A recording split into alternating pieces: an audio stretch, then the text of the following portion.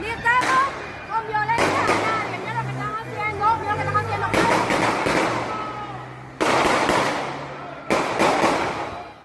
Así se veía en las calles de Venezuela tras las controvertidas elecciones del domingo.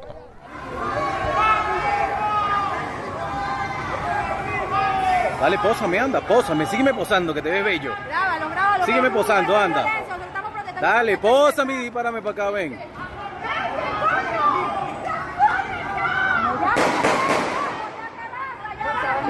Ay, no, te van a matar. ¡Yo sé!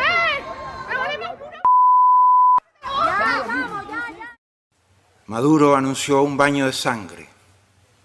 Lo cumplió, lo está cumpliendo. 17 muertos. Reconozco que fue algo que impresionó cuando lo dijo. Reconozco que es algo que me impresiona mucho más cuando lo está haciendo. Hay premeditación, alevosía, impulso, brutal ferocidad, ventaja superior. Es hora de la justicia y nosotros vamos a solicitar la imputación de esos cargos con orden de aprehensión. Gracias, Estas fueron las señor conclusiones del secretario general de la Organización de Estados Americanos, la OEA, Luis Almagro, durante la sesión urgente por las elecciones de Venezuela. Antes, una votación para exigir a las autoridades venezolanas que publicaran los polémicos recuentos de las mesas electorales fracasaba. Pero esto es un récord de apagón de transmisión, un récord de 3 días, es récord absoluto. 3 días sin aparecer las actas, 3 días sin aparecer ninguna transmisión de resultados. Es el récord absoluto. Durante la votación se abstuvieron naciones como Brasil y Colombia, y otras como México no ocuparon su sillón. Mexico is absent, Mr. Chairman. Así explicaba AMLO, el presidente de México, su ausencia en la votación. Nosotros hemos actuado con prudencia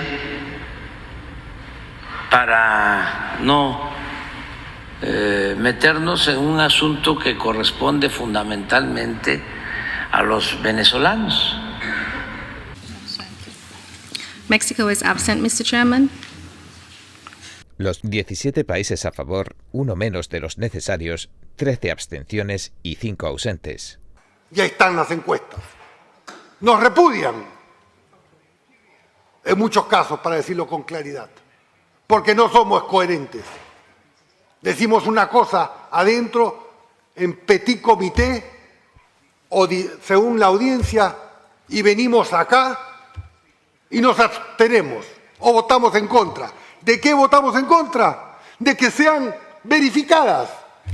Ni siquiera se le quitó al párrafo al cual usted le dedicó, señor presidente, casi 2 horas para persuadirnos y no aceptamos una verificación.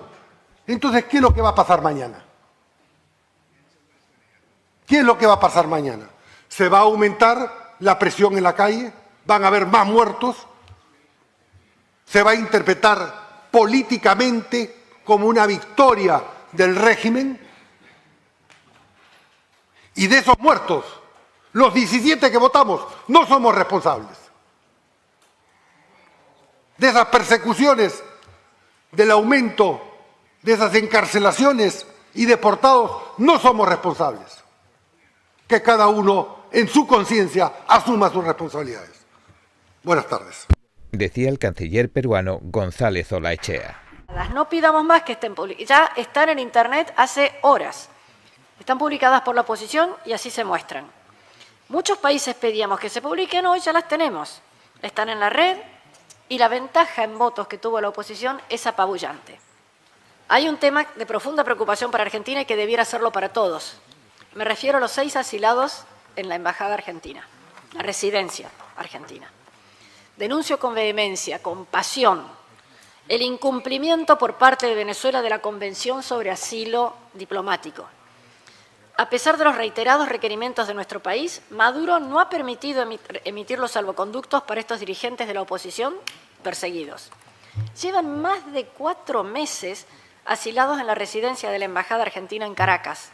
No tienen autorización para salir de manera segura del territorio venezolano. Esta situación ilegal tan dañina ahora está agravada por la lamentable decisión del gobierno del señor Nicolás Maduro, que nos fue comunicada el 26 de julio, de expulsar a los diplomáticos argentinos.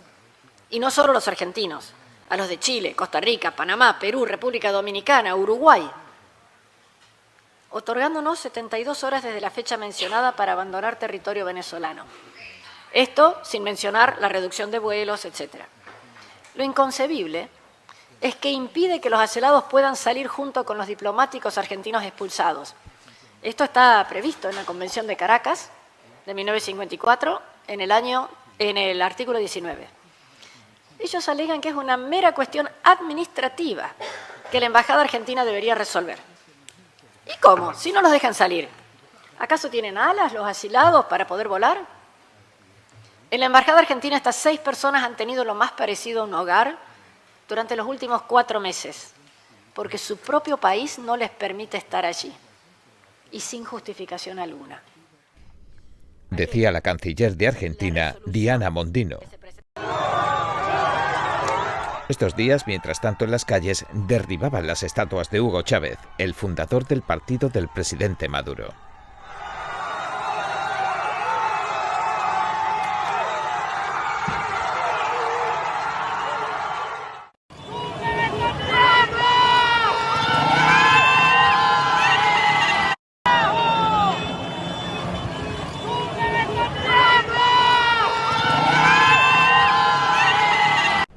El mandatario sugiere que las negociaciones con Estados Unidos fueron una trampa para generar el caos que ahora sacude el país. Yo había sacado un video que corrió fuerte mientras Estados Unidos, con su diplomacia falsa, se movía por el mundo para instalar este escenario en Venezuela. Yo tengo que decirlo todo. Nosotros negociamos de buena fe con Estados Unidos. Estados Unidos no cumplió nada. Son unos mentirosos y farsantes. No tienen palabra ni cuando la firman. Y lo que estaban aprovechando la negociación es para echarnos tierrita en los ojos. Maduro también se dejaba ver ayer con altos mandos militares y dijo que ahora están listos para publicar todos los escrutinios. Y el Partido Socialista Unido de Venezuela está listo para presentar el 100% de las actas electorales que están en nuestras manos. Y espero que la sala electoral haga lo mismo con cada candidato y cada partido. También Estados Unidos advertía que se debían publicar cuanto antes los datos completos y detallados de las elecciones venezolanas. A la comunidad internacional se le está acabando la paciencia, dice Estados Unidos. Muchos venezolanos han regresado a sus rutinas tras las protestas. Los comercios han abierto sus puertas y el transporte público ha vuelto a funcionar en la capital, Caracas. El Consejo Electoral de Venezuela proclamó a Maduro, quien está en el poder desde 2013, ganador de las elecciones del 28 de julio. Le otorgó el 51% de los votos. Sin embargo, la oposición dice que su recuento, de cerca del 90% de los votos, muestra que Edmundo González recibió más del doble que el presidente en ejercicio. La oposición venezolana asegura que tiene en su poder las actas de votación que demuestran que en realidad su candidato y no el presidente Nicolás Maduro ganó las elecciones del domingo. No, estamos cerrados, vamos a cerrar porque está todo cerrado, no hay transporte, entonces no vamos a trabajar hoy. ¿Los trabajadores? No llegó ninguno. Hoy, muchos negocios y tiendas de Caracas, la capital venezolana, permanecían cerrados. También se veían algunos destrozos. Anoche, una serie de manifestaciones contra el gobierno sacudió Venezuela. Estallaron protestas en todo el país contra los resultados electorales que declararon ganador al presidente Nicolás Maduro. Queremos estar libres con nuestra familia. ¿De qué hora estás aquí? Desde las 11 de la mañana. Hoy, la líder de la oposición, María Corina Machado, asegura que ha conseguido la mayor parte de las actas de los recuentos electorales que el gobierno se negaba a entregar. Porque creo que es relevante decir que en estas 73% de actas, los votos que las mismas incluyen son para Nicolás Maduro 2.759.256 y para Edmundo González Urrutia 6.275.182 votos. La respuesta de Maduro no se hizo esperar. Es la extrema derecha, esta extrema derecha, que gritó fraude desde 15 días antes de las elecciones. Dijo que no firmaron el acuerdo para el reconocimiento del resultado electoral. Hemos estado haciendo seguimiento de todos los hechos de violencia promovidos por la derecha extremista. Le puedo decir al pueblo de Venezuela que si han hecho daño, estamos actuando. Mientras tanto, la calle gritaba el nombre del candidato de la oposición.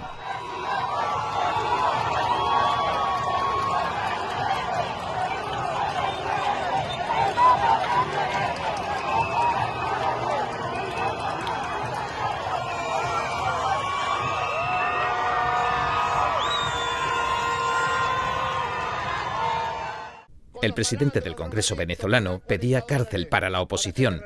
Los acusa de ser los cerebros del levantamiento popular. No, tienen que ir presos sus jefes, los que les ordenaron, los que les pagaron.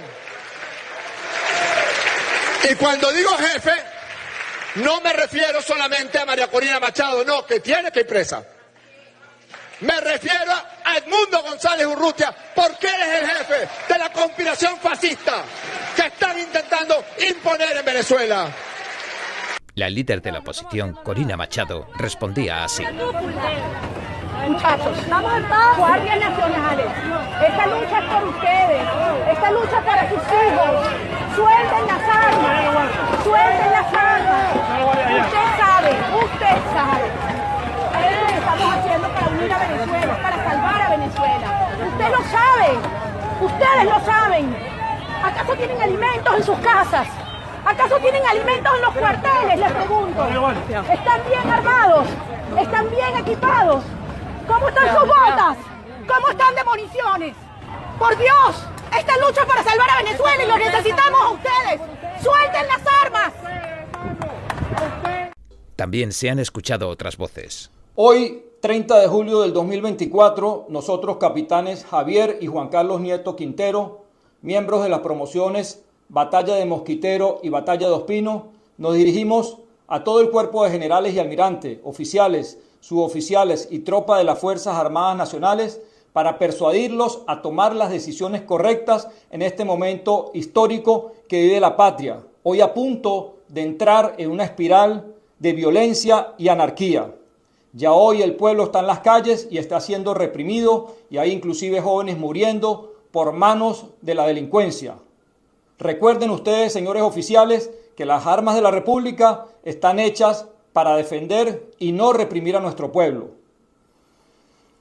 Muy al parte de la situación político-partidista e ideológica, debemos tener claro lo siguiente. 1. Que la voluntad del pueblo soberano se manifestó y hay evidencia de ellos. La comunidad internacional lo respalda y debemos hacerla respetar. No hay duda de que tenemos un nuevo presidente y comandante en jefe de las Fuerzas Armadas. 2.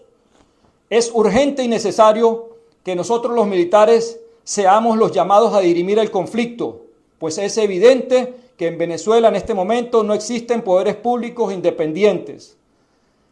Para sostener la gobernabilidad, sin duda, hay que tomar medidas constitucionales no convencionales e ir a una junta de transición temporal con una junta de gobierno cívico-militar encabezada por el líder civil que escogió el pueblo soberano. Y 3, nuestro proceder, señores oficiales, tropa y suboficiales, está amparado primeramente en la decisión del pueblo soberano, segundo, en los artículos 333 y 350 de la Constitución, y tercero, en el plan de Dios divino por poner fin a esta dura prueba para los venezolanos. Que Dios bendiga a Venezuela.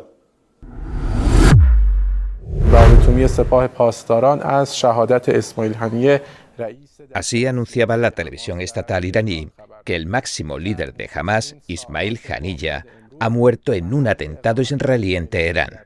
Varios misiles alcanzaron la residencia donde se alojaba. Horas antes se le veía en la ceremonia de juramento del nuevo presidente de Irán, Masoud Pezeshkian. Ahora peligra la larga negociación del alto el fuego que lideraba Haniyeh y la correspondiente liberación de rehenes. Por el contrario, el conflicto podría recrudecerse. Las consecuencias del atentado en suelo iraní se prevén tan inciertas como peligrosas. Israel, que ni confirma ni desmiente el ataque, declara alerta máxima. Hamás e Irán prometen venganza. El dolor es mucho, dice su nuera Inés Haniyeh desde el enclave palestino de la ciudad de Gaza.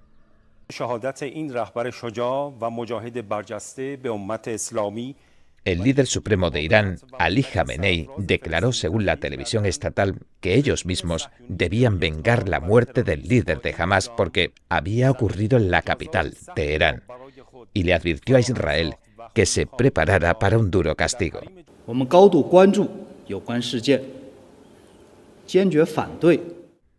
China, que condenó el atentado, advirtió que el incidente podría provocar una mayor inestabilidad en la región.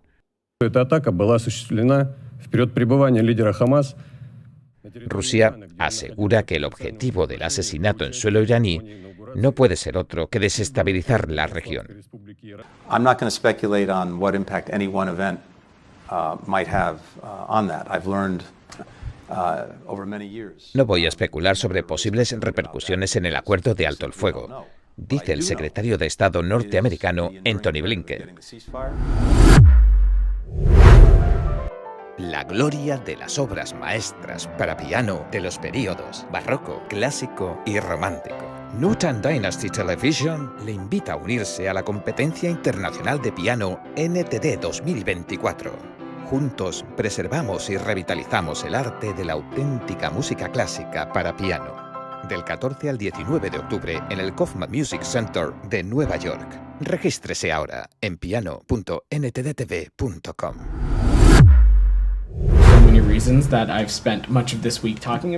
Creemos que un acuerdo de paz sigue siendo posible. Señalan desde Estados Unidos con la misión en mente, dicen, de devolver los rehenes a casa, distribuir ayuda humanitaria y suavizar las relaciones, dejando claro siempre su inquebrantable apoyo a Israel.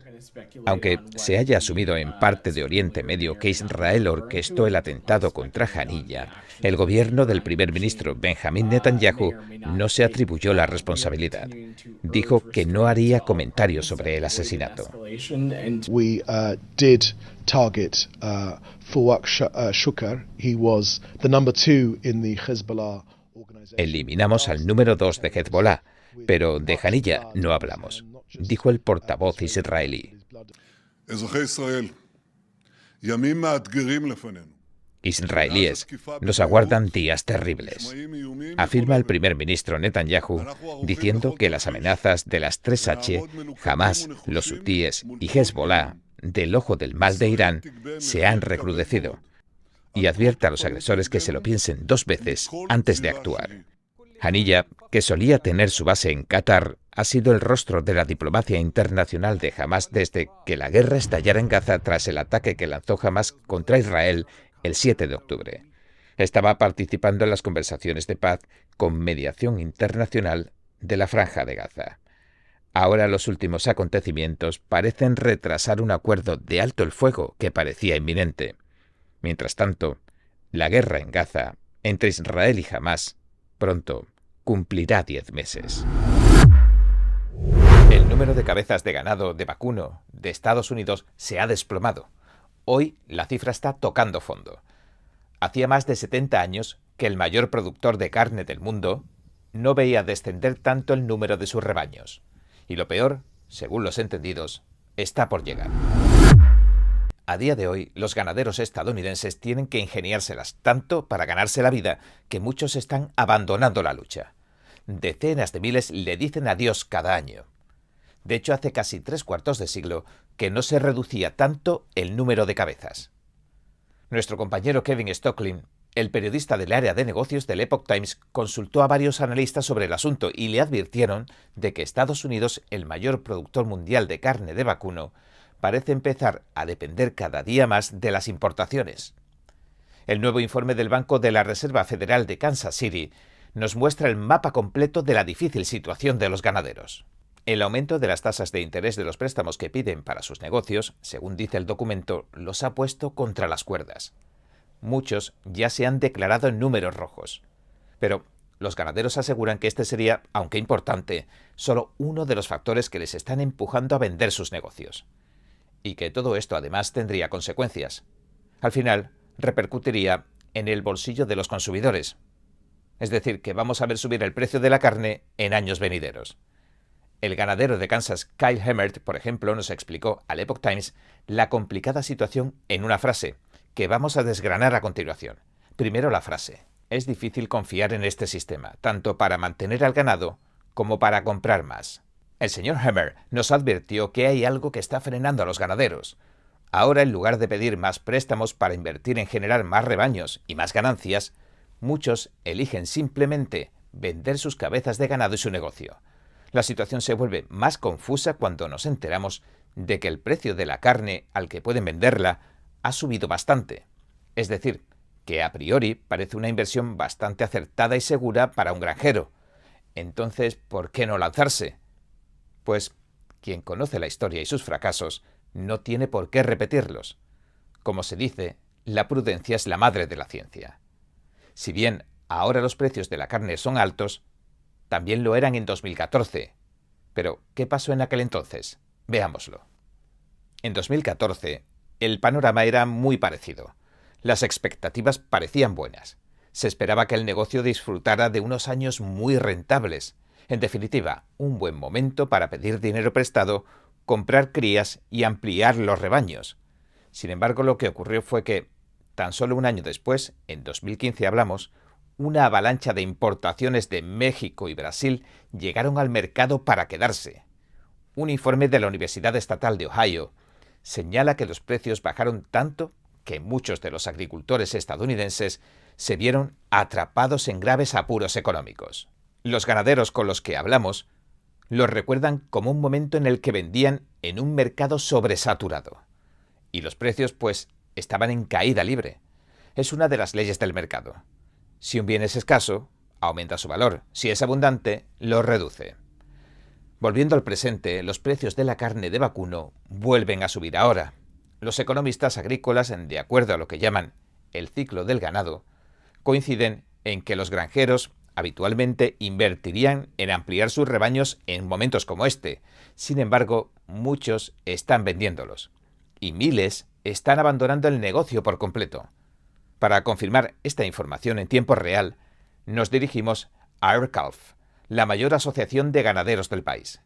En su web se autodenominan la voz nacional de los productores y engordadores independientes de vacas y terneros en todo Estados Unidos.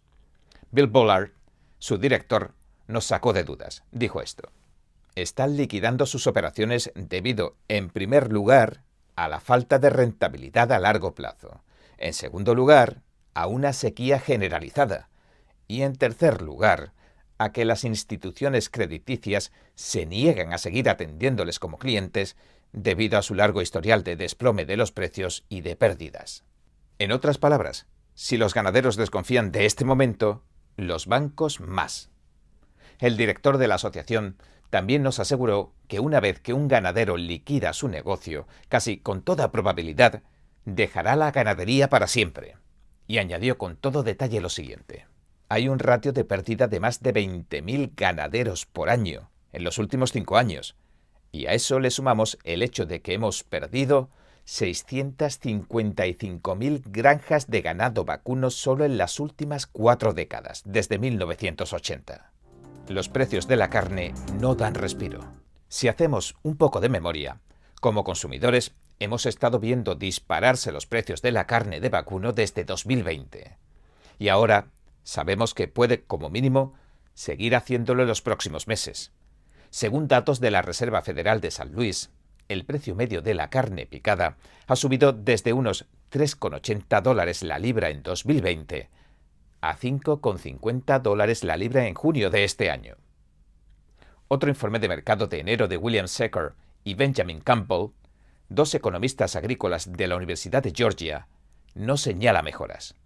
En cambio, predice que los precios de la carne de vacuno no dejarán de aumentar este 2024. Le pedimos en persona a uno de los autores, al señor Secker, que nos explicara mejor la situación. Y nos dijo esto. Si analizamos los datos de los que disponemos, es posible que haya menos provisión en el futuro. Esto sugeriría que los precios van a seguir altos durante los próximos meses. También nos explicó algo interesante que pasaría, algo que llamó el ciclo general. Nos dijo, el ciclo general consiste en que si cada vez que hay menos ganado hay que vender más cabezas de los rebaños que quedan, llegamos a un punto en el que quizás se vea la necesidad de repoblar los rebaños. Para eso hay que dejar de sacrificarlo, claro. Es decir, los ganaderos reservarían ganado para la cría en lugar de enviarlo al matadero. Y esto a corto plazo, esta etapa del ciclo ganadero, haría subir aún más los precios de la carne de vacuno, temporalmente, claro. Porque a largo plazo los rebaños se harían más grandes, habría más carne y volverían a bajar los precios. Pero por ahora, según el informe de la Reserva Federal, estaríamos en la primera fase. Dice, cada vez se vende más ganado en la cadena de suministro de la carne de vacuno. Además, el número de vacas y terneros no deja de disminuir, lo que indica que las condiciones financieras y del mercado han propiciado más la venta de terneros y vacas que su retención. De hecho, la curva que dibuja la disminución del ganado es bastante llamativa, como ven. Cuando pase esta oleada de ventas que agote las existencias, la escasez podría agravarse, claro. Podrían producirse picos en los precios y posiblemente Estados Unidos dependerá cada vez más de las importaciones de carne vacuna. De hecho, un informe de 2023 del Departamento de Agricultura de Estados Unidos afirmó que se prevé que las importaciones aumenten este 2024 a medida que disminuya la producción nacional de carne vacuna. Si bien Estados Unidos sigue siendo el mayor productor mundial de carne de vacuno, también se ha convertido en uno de los grandes importadores. Estas importaciones han sido, por lo general, carnes congeladas de menor calidad para mezclarlas en la carne picada. Según el informe, es carne que se hace llegar desde Brasil, Australia y Nueva Zelanda. Pero últimamente las importaciones de cortes frescos de mayor calidad, procedentes esta vez de Canadá y México, también han aumentado. En 2002, los ganaderos estadounidenses presionaron y lograron que se colocaran obligatoriamente etiquetas con el país de origen en los envases de la carne. Sin embargo, los productores extranjeros de carne vacuna presentaron una demanda ante la Organización Mundial del Comercio. Y Estados Unidos acabaría derogando en 2016 el etiquetado del país de origen para la carne de res y de cerdo. No obstante, sigue vigente para la carne de cordero, pollo y cabra, y también para otros productos agrícolas perecederos. Pero la cuestión es que estas importaciones han añadido presión a los precios y a los márgenes de beneficio de los ganaderos, y los últimos aumentos de los tipos de interés los han golpeado con fuerza. El informe de la Reserva Federal dice algo bastante sobrecogedor que lleva ocurriendo la última década. Los productores de ganado tuvieron oportunidades de obtener márgenes de beneficio positivos casi todos los años. Sin embargo, hasta ahora, en 2024, el rango de precios se ha mantenido por debajo de lo que cuesta producir. Es decir, están trabajando a pérdida. Están vendiendo por menos dinero del que gastan en producir, es decir, en criar. Y aunque, como insinuamos, los precios de la carne de vacuno este año son los más altos desde hace una década, los precios para los productores también están en máximos históricos. Cuando a esto se le suman los intereses de los préstamos, puede no quedarle ninguna ganancia al ganadero. Hemmert, el ganadero del principio de este informe, nos dijo esto. Es bastante perjudicial para un joven que está tratando de expandirse o para los ganaderos primerizos que intentan entrar en el negocio, porque las tasas de interés pueden acabar contigo. Además, hay que tener en cuenta la crianza del ganado. Esta es una parte singular de este mundo. Se necesita mucho tiempo para que las vacas alcancen la madurez y sean comercializables. Y todo esto hay que irlo pagando. ¿Cómo? Habitualmente con los créditos bancarios. Y durante todo este periodo en el que no se obtienen ingresos de la crianza, están los gastos de la tierra, del equipo, de los servicios veterinarios, de las vacunas, del combustible y del alimento. El ganadero de Dakota del Sur, Bert Kenzie, nos lo explicó así. Creo que sería difícil, para alguien que no esté involucrado en la agricultura, entender cuánto dinero circula. El chiste es tomar prestados millones para ganar miles. Estamos acostumbrados a operar con un margen de beneficio muy ajustado, pero cuando la tasa de interés sube tanto, puede acabar con todo ese margen. Otra cuestión de fondo sería que los consumidores cambiaran sus hábitos de compra a medida que la carne se encarece. El economista agrícola de Georgia, el señor Secor, nos dijo esto. El riesgo es que si los consumidores no se ven tan pudientes en el futuro, podrían comenzar a buscar fuentes de proteínas más baratas. Eso podría significar, para algunos consumidores, cambiar dentro del segmento de la carne de vacuno. Tal vez pasar de los filetes a las hamburguesas, pero también podría significar que dejaran de consumir carne de vacuno por completo. Los ganaderos de Texas y Oklahoma también tuvieron que soportar otro revés, además de las tasas de interés. Estoy hablando de los incendios forestales de marzo. Se estima que mataron a miles de cabezas de ganado y que provocaron otros muchos daños. Y por último, algo que ha pasado en muchas regiones agrícolas entre 2020 y 2022, la sequía. Por eso muchos que observan y analizan el mercado dicen que la seguridad alimentaria de Estados Unidos corre peligro. Y es que hay dos factores en general que están determinando esta situación. Uno, el número cada vez más pequeño de granjeros y productores de carne. Y dos, la dependencia cada vez mayor de las importaciones. El señor Kenzie, de Dakota del Sur, nos resumió la situación desde su punto de vista. Dijo esto: tenemos un sistema de mercado muy frágil ahora. Como vimos con la COVID, no hace falta hacer mucho esfuerzo para que todo se hunda.